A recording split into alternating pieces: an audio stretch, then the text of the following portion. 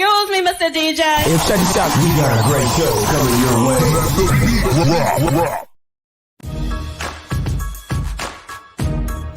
From the ECSI Sports Studios, it's the Midday Market Report with Jeff Dawson.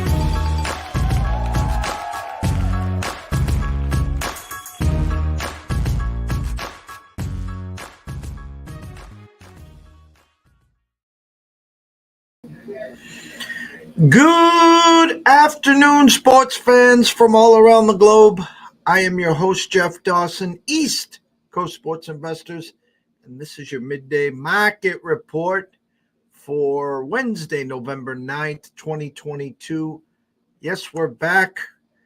Myself, Andrew, and we'll talk to Andrew about his little trip and get to cross the border, talk some CFL, some NHL, as it's the busy time of the year as NCAA tipped off on Monday with a bazillion games, some games last night, NFL, bye weeks, Germany, whatever we want to talk about, we'll talk about it. So without further ado, let's bring him in, the one and only Mr. Andrew McInnis.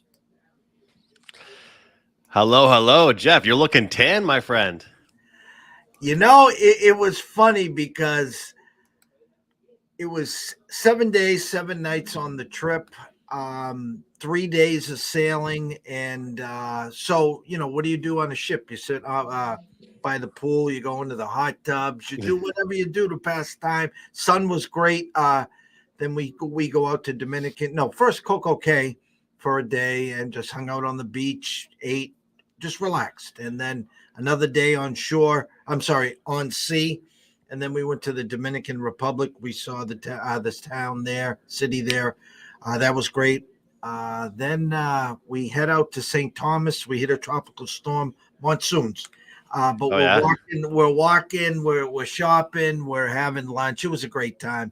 And then we port that Sunday in Puerto Rico. And I'm not a beach guy. I don't sit at the beach. I just get bored too easy. But it was NFL Sunday, and the family, everyone wanted to go venture the town in Puerto Rico. I'm like, as you walk through the doors, there's these beautiful swimming pools, and you can see the ocean. And to the left, there's the beautiful ocean and the big waves breaking right in front of us. I says, awesome. My ass ain't leaving. Yeah. I was in the Puerto Rican sun for 6 hours from 11 a.m. to 5 o'clock, and I got fried.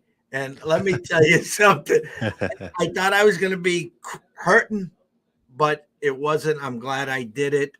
Just followed. It looks like you're right on that line right now. Like you didn't get the burn, but if you were there a day or two longer, you would have gotten the sunburn territory. Yeah, I would have. The next day, if we stayed one more day, probably had to wear a shirt all day, but it was great. Listen, I've never been on a cruise. I have zero complaints. I absolutely. Awesome. So if you ever asked to go on a cruise, take it from me, who hates the water and boats. Go. Yeah, you'll have a blast. Awesome. I've never been on one before. I've been on resort vacations in Dominican and Mexico and stuff, but it's so cool with the cruise that you had the ability to go to several places all in one trip. So I love the pictures. I love the updates, getting the text from you and with all the subscribers and stuff. So that was awesome to see. And the pictures with the family as you and I both, talk about how important family is as well. So that was great. And just to really see the atmosphere, just the beautiful weather, and everyone's always so happy too when you're on those vacations. But a cruise is definitely on my list. I've been meaning to do that. I want to do that, and hopefully someday. But it's awesome because you get to go to so many different places, which seems to be a really good time. And Jeff, also want to mention the time has kind of crept up on us, but I'll be sort of in your neck of the woods, driving by your neck of the woods next week. I think if I remember correctly, the 17th. Yeah, I'm leaving at like 5 a.m. On Thursday. I hate driving through the day. I hate feeling like I waste the day, so I always leave super early. Might even be earlier than that. But yeah, the funny thing is that I think I told you before, the Flyers and the Blackhawks are the two hockey teams that are in town. And then before the season, I was like, oh, this sucks, right? But now the Flyers are, who knows what the hell they are, but they're not bad. They're not terrible, is how we'll put it. So I'm going to the Flyers game on the Thursday night, the day that I'm driving there, and then on Sunday, I'm headed to Gillette Stadium to see Jets and Patriots. And who would have thought before the season that would actually, have playoff implications? It's a big game. Yeah, it's a big game, especially for the Patriots. Talk about Ireland. You were on a trip as well, and I saw the Guinness, I saw the stew, I saw all that good stuff. How was your trip? It's funny. I've heard from everybody about it's I'm so bad at like sometimes I go in such spurts when I go away or I'm doing fun things with what I post on social media. It's weird. Like I swear the only thing I posted the whole trip was the food I was eating or just a couple of drinks. But it was a really, really good time. I landed in Dublin. The flight was about 5 hours. Wasn't too bad. And then really just kind of exploring all around there. I was there for a couple of days. Dublin is like the big city, obviously, right? That's like the happening spot in Ireland. And going out to all kinds of pubs and heading. I went to one club. It's 5 stories, and I'm not much of a smoker, or I don't really smoke at all, but I found it hilarious. And the bottom floor, we were just checking out the entire pub or the entire club.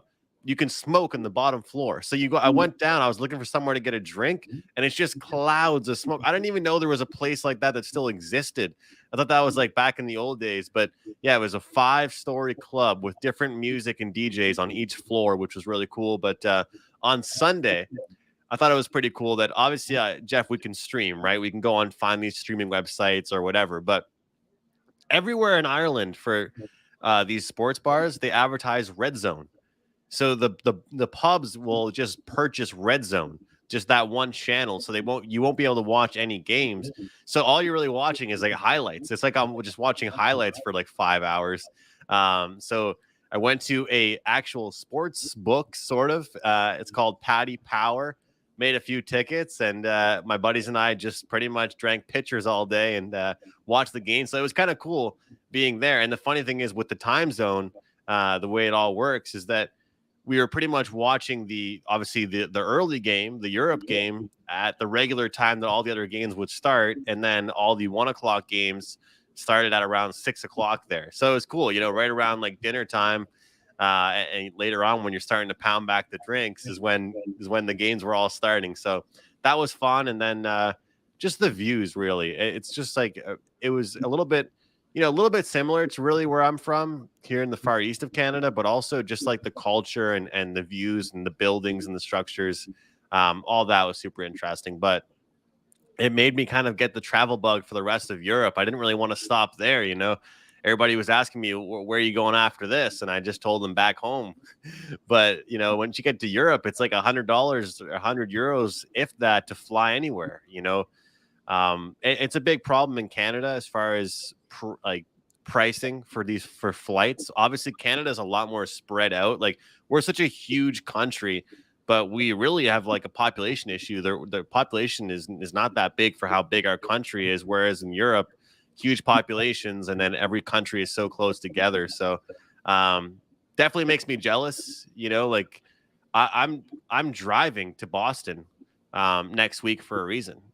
I could fly, but it's 8 hours from where I live right now. And, I'm going with a friend. We'll just, fill the car up a couple different times compared to paying like 300 American, 350 American for a round trip for only a weekend.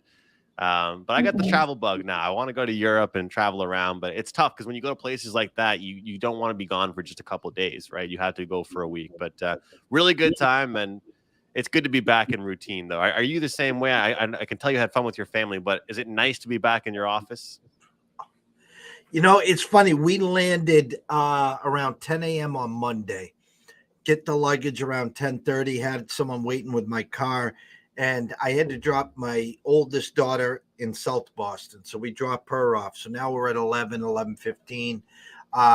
My wheels are already spinning because when I left the office that Saturday night around midnight, I knew I wasn't coming back here till Tuesday. Mm-hmm. And here's the reason why, because my youngest had to now get back to Yukon.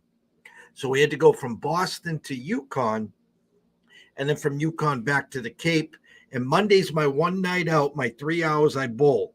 So I knew I couldn't get back to the office. So I came in here yesterday morning around 8:30, and it was just like, oh, I was like, oh my God, it's so good. Between let me see, yesterday we had a total of 5 shows. I had the NFL Bet Exchange in LA. I had the closing bell. I was on with Anthony Pepe on Sports Map. I had the evening show with Sharapan and Brady Tinker, the Sportsbook Confessions. And I know I'm missing something somewhere, and we had one other. So it was just like, it was so good though. I left here around 11:30, 11:45 last night. I put in like 14 hours here, but it was so good. It was just so good to be back. It really was. And what about time change? I guess not. It would have been like only maybe like an hour or two difference everywhere you were, right? You didn't really have to deal with that too much, because for me it was weird because I'm used to going the other way when I travel, right, to the left of where I'm from. So I'm gaining time, if anything. But this time around, I lost 4 hours, right? So all the games in NHL started at midnight. Late games about 3 a.m. That was weird for me. That was because I was getting home from pubs and I was turning the games on, and it was like second period of East Coast game, right? That was weird for me. Yeah, I didn't lose any time or anything. The only thing that I thought was strange was, for us back east, we moved the clock's daylight savings an hour back. We fell back. Right. I'm sitting in Puerto Rico looking at my phone, and it says NFL 1:00 games kicked off at 2:00. And I'm like, well, wait a minute here.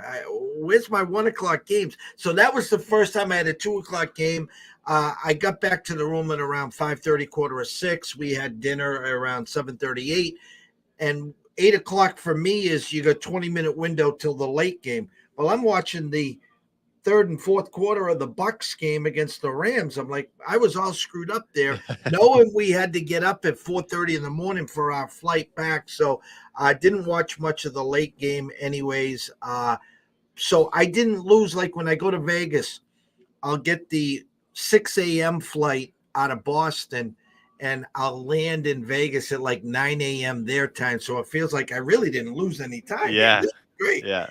And then on the way home, just take the red eye, put my head back at 11 o'clock their time, and I'm back in Boston around 5:30. We're similar like that. I think you and I are similar and I like that too. I like the way you think about taking the red eye, because that way you just sleep and you hopefully wake up and you're all adjusted. But isn't it just the best when you land in Vegas after a long flight and you pretty much feel like you just didn't lose any time? That's just the best, Like even for me, Jeff, I know it's only 1 hour difference from where I live and you live, but the last time I've only ever been to one NFL game, and it was at Gillette, and it was the 4:25 game. So it was great because we got there and we were just like, tailgating the whole afternoon. This next Sunday is going to be a 1 p.m. game. Back home, it's a 2 p.m. game for me. So we're shuttling to the game. So I'm sure we're going to be going out somewhere Saturday night. So we're going to have to get up, have like a hungover breakfast somewhere, start, putting the drinks back, and then take a shuttle to get to the game by 1 p.m. I really wish it was a 4:00 game for this tailgate, because tailgating at 11 a.m. is going to be a little hurting, I think. I think after the first one goes down a little rough, you'll be fine. Only there for a few days. Got to make good use of it.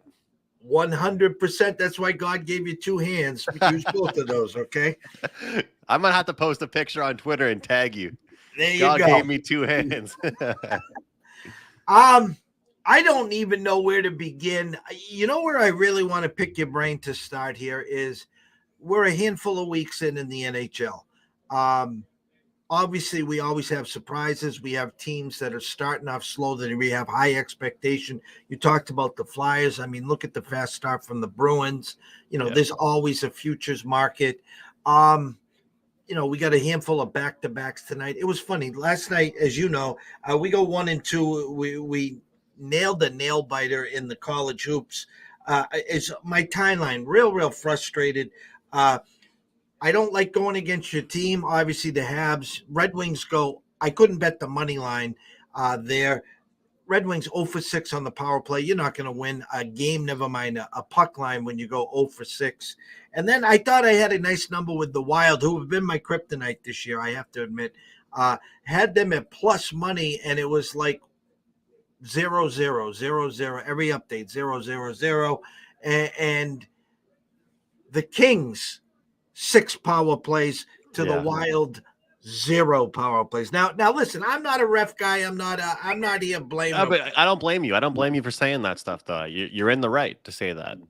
I think there's 2 teams on the ice, Andrew. I mean, come on. You try to tell me that the Wild were playing, St. Mary's of the Pope. I mean, they don't make any mistakes. I mean, give me where your head, not where your head is, where your eyes are. Well, I'm frustrated. I am. You know what? Because I've got a lot of people that count on me and rely on me. And for a while, I was hovering just around plain Jane even, which is I'll take that when I'm just going. And then it's been a really, really rough 3 or 4 days for me, Jeff. Really rough. And the tough part is that it's tough because these games, I'm losing a lot of them. Like last night, for example, I had Nashville.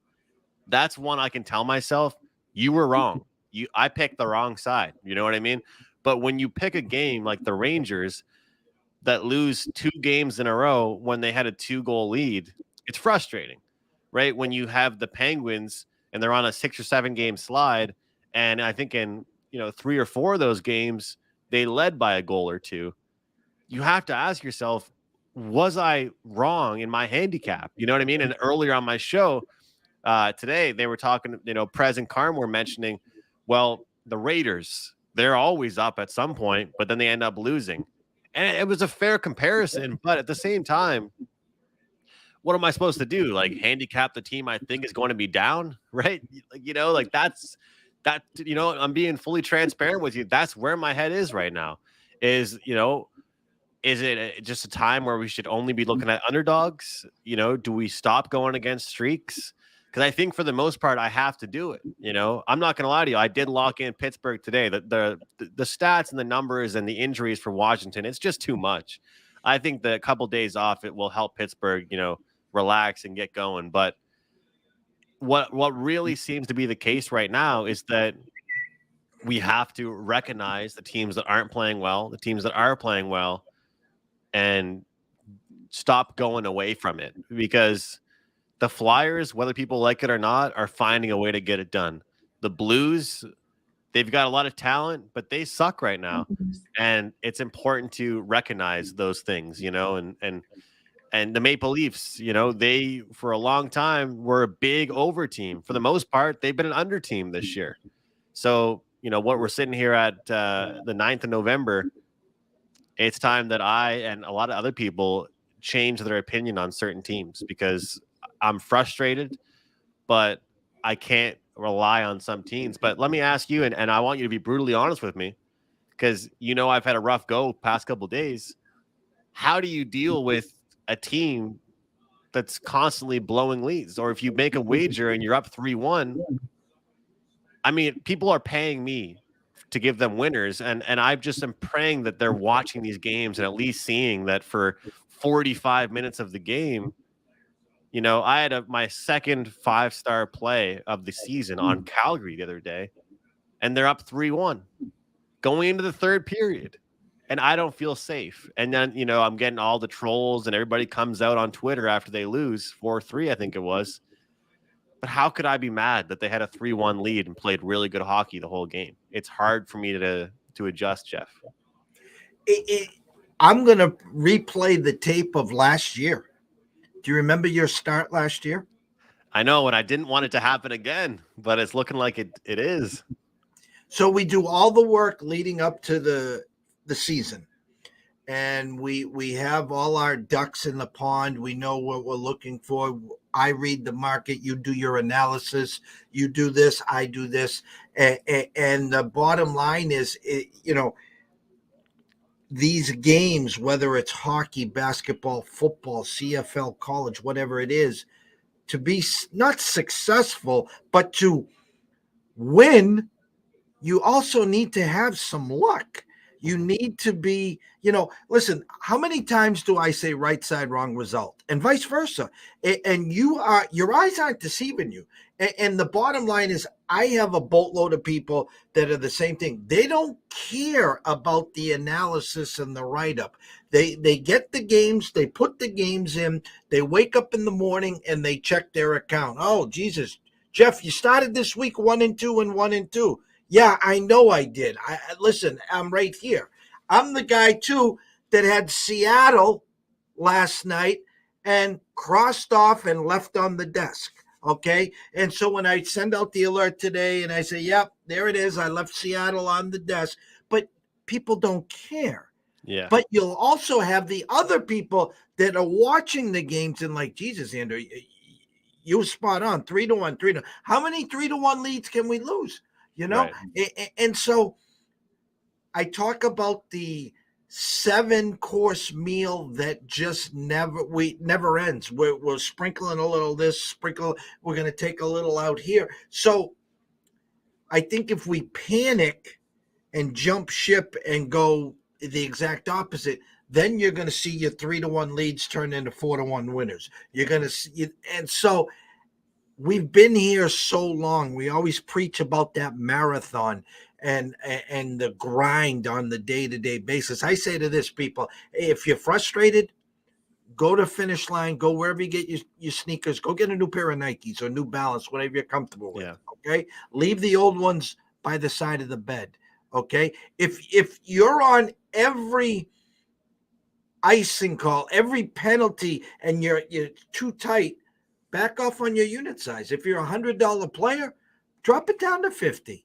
Yeah. And just breathe, because in the long run, you and I and a handful of the real guys out there, we're going to be sitting there holding hands, singing Kumbaya, skipping to our Lou in January, February, March, and April. I just hope you're there with us. That's all.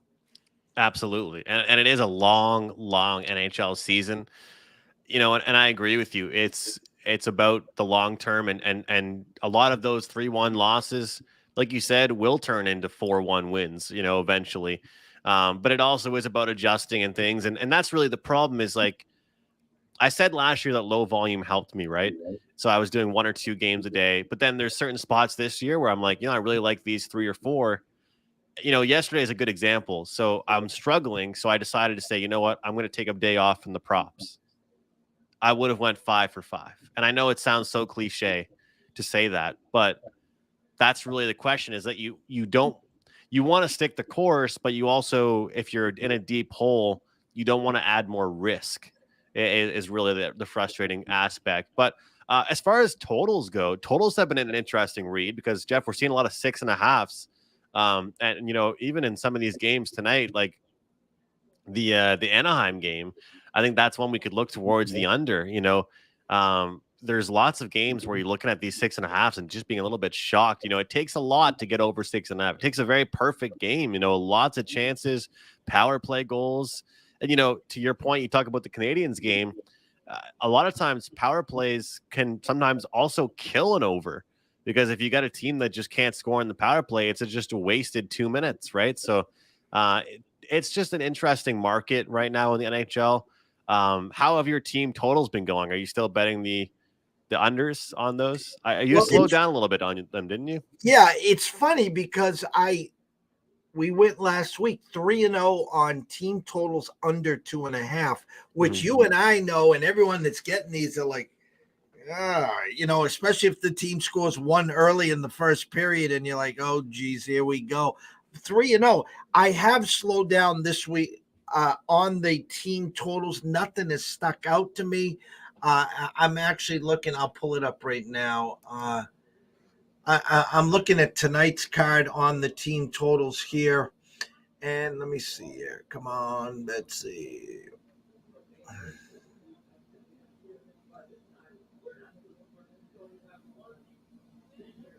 So the 2.5s are all juiced over. So there, I'm not going to pay minus 155, 165, 165. So then they're playing the tricks, because then the others are all 3.5s. There's a couple 3.5 juiced under. Your Carolina, Florida, which both are 3.5 under minus 135s. Pittsburgh 3.5 juiced under at 145. There, I might lean at the plus 125 and see if they can get to 4. As you said, you kind of like Pittsburgh tonight there. The other one, Vancouver 3.5 over at the Habs. Here's a perfect spot now. Both on back-to-backs. You would think Vancouver would go back to their early old trait. They'll put up a quick 2 against Montreal, who, as you said, Jake Allen was Ken Dryden last night. I mean, God bless him. It is what it is. He's so underrated, Jeff, because he was in Carey Price's shadow. I really think he's underrated. You put him on any other team, you put him on the New Jersey Devils, and they're calling him a Hall of Famer. I mean, because he plays for the Canadians, nobody will ever be as good as Carey Price. The saves he makes. I mean, I follow every single person possible as far as media goes for the Montreal Canadiens. He does not get the credit he deserves. That's for sure. 100%. 100%. And you put up the brick wall on your timeline yesterday. It was so Yeah. comical. I'm just like, oh dear. And it was so frustrating. And then I waved the white flag with about 6 minutes, because when we got it to 2-2, now the brain and the gerbil said, all right, let's get the third one and let's get the EN. Let's win 4-2 and get out of Dodge. And just forget about it. I knew I was lost there. So it's short menu today, a lot of back-to-backs here. The Wild now, I won't have them tonight. They'll win 5-1 at Anaheim. We know that. I won't touch Vancouver tonight in Montreal. And, Bo will have a hat trick tonight. And I like where your eyes are on the Pittsburgh. And here's where I'll throw this to you. I think Vegas is telling me, and this is scary now, Vegas is telling me, though, Carolina favored at Florida. Has Florida dropped that much from last year? Or is that the signal, hey, guys, it's a Carolina or nothing tonight? That's where I'd go. It would be Carolina or nothing to me, because right now these teams, what's crazy is that the Panthers, I think number 1 and 3 in shots on goal per game, also both pretty high up there in goals for per game. But guess what? Carolina's also high up there in defensive statistics as well. That's the difference. Both these clubs have been relatively similar as far as their offense is concerned, but the defense and goaltending is where it's been different. So we're getting a pick-em matchup where two teams stack up very similarly as far as the offense goes, but defensive-wise, it's not even close. I think we're seeing Anderson between the pipes for Carolina tonight. That's the only side I'd look at, and we always joke about the zigzag effect. If anybody cares about that, Florida, one win, loss, win, loss, win. If you're following that, today they're due for a loss, if anybody cares about that. But Carolina, they're off a loss as well to the Toronto Maple Leafs, and that was 3-1, and it was a shocking game, really, where they got shut down. So I do expect them to bounce back. I haven't pulled trigger on that one yet, but I do like it. They are on the road. But I want to mention, Jeff, couple things, but I'm number one. There's so many different players you can look at for these shots on goal props. I've been talking about it a lot on your show, and I think you said that, hey, bring them on if I have them. Gustav Forsling, he's a number 1 defensive pairing for Florida, and I'm telling you, like, if anybody ever asks about player props in the NHL, and there's a big conversation that I'm a part of with it, I'll tell people to not forget about defensemen. You always get a better price on them. Rasmus Dahlin for the Buffalo Sabres, I think he's gone over his shot prop in like 4 of his last 5 games. He's getting a point in every game, it seems like. So Forsling, he's out there on the power play. He almost is at the top of the team in time on the ice. So he's gone over 2.5 shots on goal in 6 straight games, in 8 of his last 10 games. And his number is 2.5, and it's -125. Anybody that's covered these props in like 6-7 straight games, Jeff, you see that boom go from 120 to like 150 or 60 right away, right? That's what you're seeing with guys like Jordan Kyrou and Mark Stone, all these guys that just get completely juiced up. Even Kirill Kaprizov and Cole Caulfield, they're at 3.5 shots on goal now, but he's definitely someone I want people betting. So That's a strong pick I'd give out as far as the Florida game is concerned. Forsling over 2.5 shots on goal. All these bets cash the same, right? You can spend the money the same. And as far as that number goes, why go away from a streak like that? I don't see why there'd be a reason to go away from certain trends. Another big guy I wanted to mention to you, and then I'll throw it back to you, was Brent Burns. He's turning back the clock. He gets moved over to the Carolina Hurricanes. Take a look at his last 5 games. He's gone 4-1 to over 2.5 shots on goal. It's again, another defenseman. So just wanted to mention those to you because I've got lots of these guys that I'm circling that I'm playing most nights where their number is at 2.5, whether it gets juiced up or not. You don't want to ignore some of these defensemen that are firing the puck, especially if they're out there on the power play. Shorter slate today. There was the 4 games there. Tomorrow, 1, 2, 3, 4, 5, 6, 7, 8, 9, 10 games on the slate there. Calgary does come down to Bruins. Bruins are minus 155. I have to throw it out to you. Surprised what the Bruins tried to do, and then they quickly pulled the plug on the move, signing the kid and then just waving the white flag. We were wrong. Right. Number one, and number two, the start. What are they, 10-2 or something stupid like that? I mean, this is a team that I go back and we replay the tapes. You and I both said that would have been a big fade if they even made it to Thanksgiving, and here they are, sitting atop, looking down at everyone. Well, I mean, to be honest, like the time I thought they would struggle the most was at the start of the year. So it's not like I have much time to make up for it. I mean, my under point totals is already shot, and we're only like a month into the year. That's pretty rough. Look forward to watching them next week. But I'll tell you what, their offense has been a lot deeper than I thought it would be. I'm still a little bit surprised they separated the perfection line. Are you? Because I mean, it's worked out really well for them. I mean, I don't know where that's been for the past couple of years, but separating Bergeron and Pasta seems to be a real good thing for them. Yeah, you know what? And they used the crutch. Listen, you and I both know for years, it's when the first round of the playoffs lose the second round and blame Tuukka. Well, they didn't have Tuukka to do that last year. So what'd they do? They said, we'll fire the coach, when it really should have went upstairs to Cam and what's his name up there. They've been waiting to pull the plug on them. They said, no, we got one more year to try to make this happen. They bring in the coach. Hey, we're going to be a lot better. We're going to be more offensive. The defensemen are going to be able to get up there and score, make things happen. And then you hear the chirping, that the coach, really leaned on the young kids too much. They didn't allow them to evolve. It's just all blah, blah, blah, blah, blah. But now new coach, and they come out guns a-blazing, and you're starting to scratch your head saying, as you said, where has this been? Where's it been? I'm not sure, but I'm curious to see if they're going to overall over the next, let's say 10, 20 games, be an over team or an under team.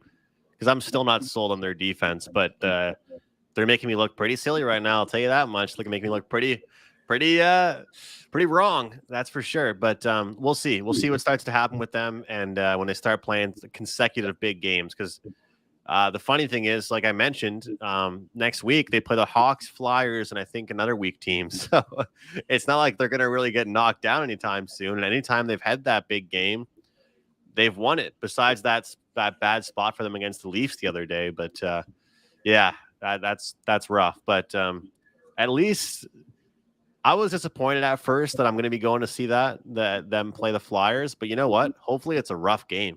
Hopefully lots of hits and maybe a fight or two. Like, that's kind of what I'm cheering on now. Or maybe I'll just cheer for the Flyers. Well, they used to always have battles. So, and listen, if you go in there, you probably be looking at a 6.5, bet the over, get a couple cold ones and enjoy, it used to be, they would always stick the Bruins, if I remember correctly, on that Saturday afternoon, early 1 o'clock start, whether at the Garden or in Philly. And it used to be wars and battles. So I think you'll be in for a good time. It should probably be a high scoring affair. Take both team totals over and have some fun with it. And as you embrace Boston and as you get ready to leave the Garden, and then, a couple days later, get ready to go to, obviously, Gillette for the Patriots game. So that ought to be something special. But go ahead. I was going to just say nothing better than betting an over at a game you're at. I mean, that's just it's so cliche, but it makes the game a lot more fun, and you're cheering on both teams. I'll never forget when I was in Vegas over March when we got to see Florida versus Vegas. I mean, and those two high powered offenses. My friends and I, and one of my buddies, he had maybe one or two many drinks, and he's just like, if you were a fan that doesn't understand how betting works, you would have thought this guy was like out of his mind because we were just cheering on the over 6.5, right? So no matter what was happening, like, one team's about to shoot. Yeah. Well, come on, put it in. Then the next team goes up the other ice. It's hilarious. Like watching. And then some guys that were 3 rows down from us just looked up and they were just like, you're on the over, aren't you? Because they could just tell that we were cheering for everything possible. All right. Now, if I'm reading the board correctly, you're in the conference finals in the CFL, correct? It's about time. We talked for too long about these bad games. It's about time to have some playoff talk to bring up. Now, looking at the board, I'm looking at Toronto 3.5 and Winnipeg opened at 5 down to 4.5. 48 under over in the Montreal Toronto, 49 and a hook on the BC Winnipeg. I'm trying to look at this with clear eyes and just read this board, and nothing initially is surprising. No, I can't even say that. There's some love for BC. I guess that's where I could start. Are you feeling the 4.5, maybe a 4 potential upset here with BC over Winnipeg, or is this just something smells here? Yeah, I think that they're going to have to put up a lot of points to win this game, which is why I like over 49.5. A lot of times once the playoff season clicks in CFL, I turn into just like automatic under better. Anybody that's been on my plays recently over the past few years, I guess, in the CFL, it's under, and then Grey Cup always goes over. But in this game, taking a look at the last couple meetings between these teams, we saw July 9th, Winnipeg won 43-22. And then the second meeting, October 16th, BC won 40-32. And then their next meeting was just like a few weeks back where they weren't really playing starters, so it was a more low-scoring game. But, they're getting up there in the 70s in some of those. And both quarterbacks are not scared to go deep downfield. The rosters are healthy. The offensive lines are playing a lot better. And when these guys run the ball, they don't just run the ball 2 or 3 yards. They break tackles and they make use of the ground game as well. I look at the game that they played BC last week against Calgary, putting up 30 points. And even what's crazy is that it was a quiet 30 points. As funny as that sounds, you know how you hear in basketball someone scored an average 20, a quiet 20. And that's how I felt about BC. If you watch that game, it was, don't get me wrong, entertaining, but they didn't really look like the BC football team I've seen all year, but they still put up 30. I think we're going to see an exciting ball game. I think what's going to happen here is that we might be able to get a better number on Winnipeg in game. That's kind of what I'm thinking. I haven't pulled trigger on the side. I think that this game could start really fast with both teams slinging it downfield. 28-2 last 30 games at home for Winnipeg. 28-2. That is just unbelievable. The fact that they got the bye, they're prepared. They're going for a 3-peat. But I'll tell you what, if BC wins, I mean, Winnipeg's the team to beat right now. They're going to go into the Grey Cup with a lot of emotion and a lot of momentum. But I think that what's going to happen is the fourth quarter is going to come. The experience will show out for Winnipeg, and they'll get the job done. But BC's been a team that I've liked to back all year. They've done really well ATS, but they've also put up points. So I think the best way to go in this game is definitely the over. Sit back and watch a really, really exciting football game. Montreal Toronto is the appetizer. Opening line of Toronto -3.5 with a 47 and a hook. Currently at circa as we speak, the total now is at a flat 48. Toronto's still 3.5. Let me just do this 1 second here. Let me just get a peek here.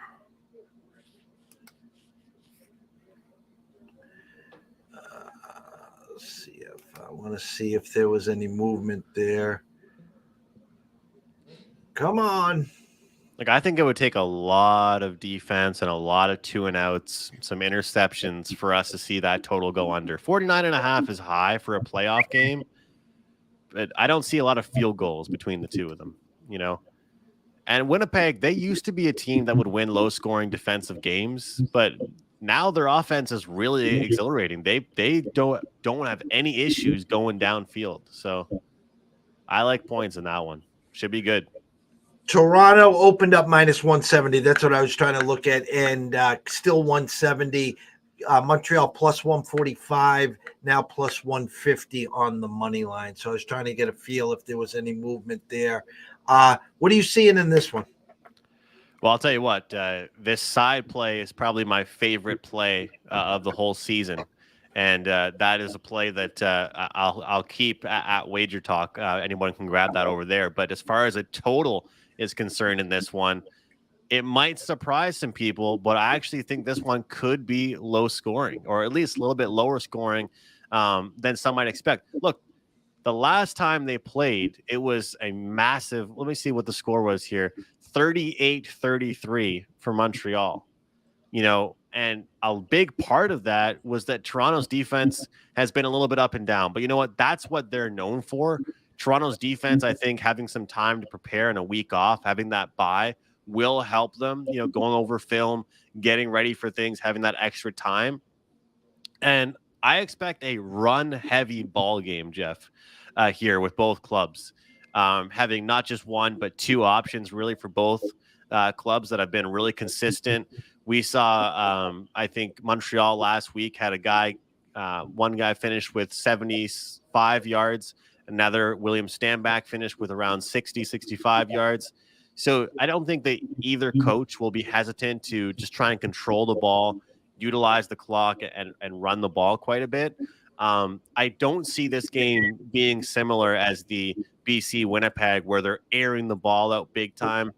To be honest, I Bethel Thompson and Trevor Harris, they aren't on my the top of the list as far as the elite quarterbacks in the league. They're at their best when they keep things simple.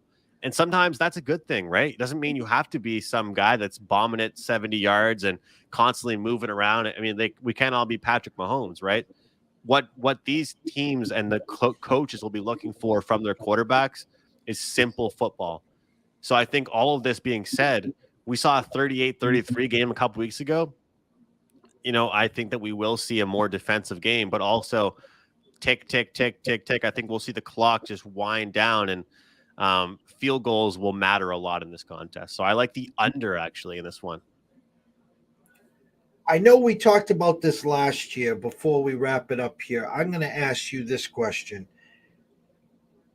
If you had, I know there's two games, you can bet sides and totals in this game, but if there was a future right now in the Final Four, so for instance, if you thought Winnipeg is going to win today and they're going to be obviously favored most likely in the championship game, would you go and suggest to someone take the Winnipeg future, which I don't know what it is right now? I don't know if you could pull it up.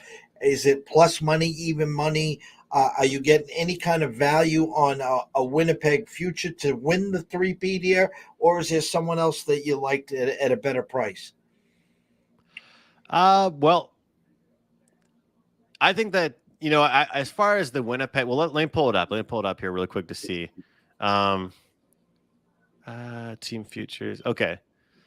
So the Bombers are plus 110, and this is DraftKings here. BC plus 300, Argos plus 350, Montreal plus 550. So honestly, Montreal plus 550 to make the Grey Cup, pretty much, essentially. That's a pretty good number there. But I don't know. Winnipeg at plus 110. I don't think that's good enough against a BC team that could be really competitive. I get it. You'd be walking into the Grey Cup, and Winnipeg will be decent favorites, no matter who they're playing in the East. But that's not good enough to me. I think if you even think BC has a chance of winning the game outright, you go ahead and take them. I don't think an Eastern Conference opponent team is winning the Grey Cup this year. I don't know if they can hang 4 quarters with a West team.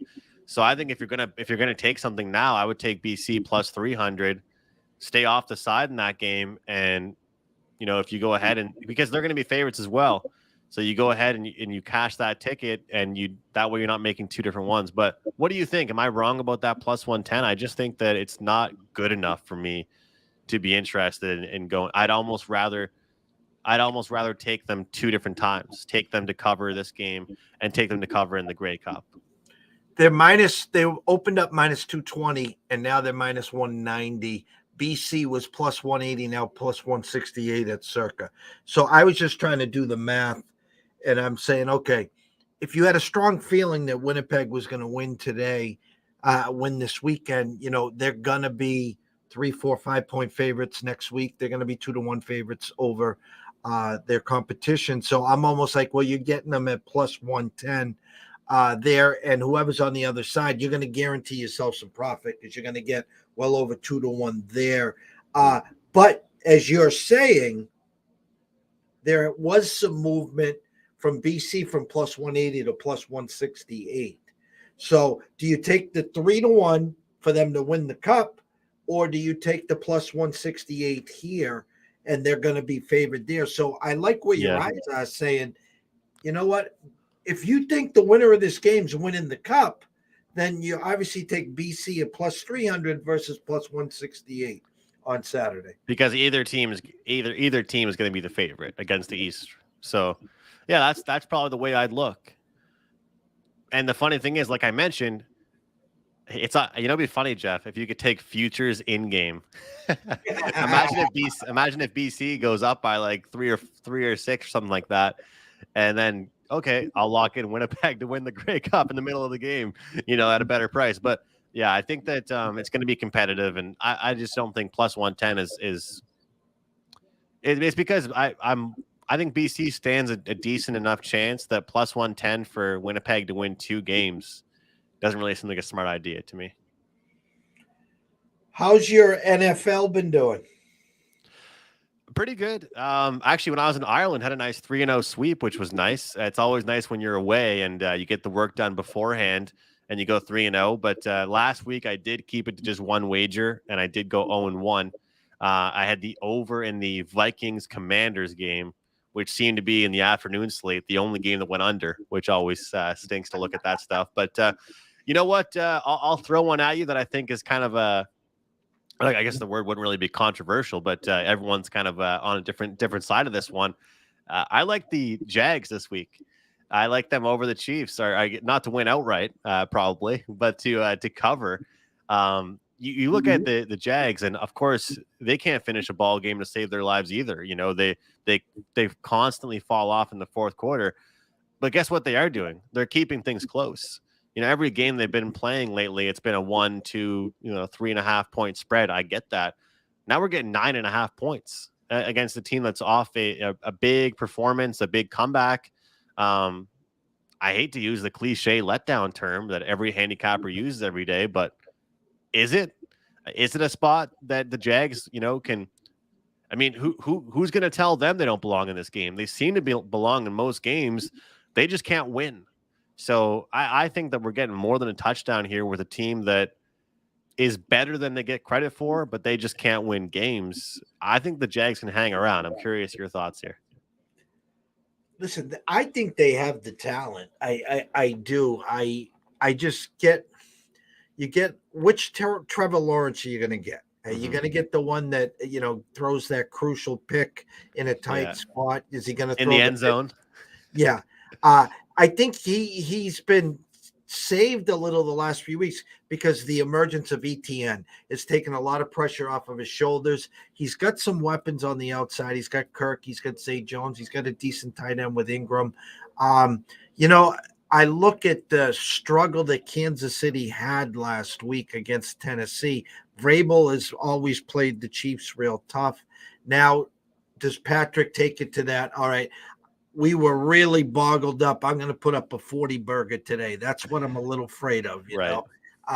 And with the Josh Allen elbow issue, now maybe Kansas City saying, hey, guys, that number one seed's not out of our sight anymore. We can now gather that back, because if Josh is going to miss any time or if he's going to be playing hurt, the Bills aren't that wagon that everyone thought they'd be. So it's kind of an interesting spot that you're diving into. I like where your eyes are. I do, because most of the Kansas City games are usually inflated by a half a point or at least 1 point, because not a lot of people like to bet against Patrick Mahomes or the Chiefs. No.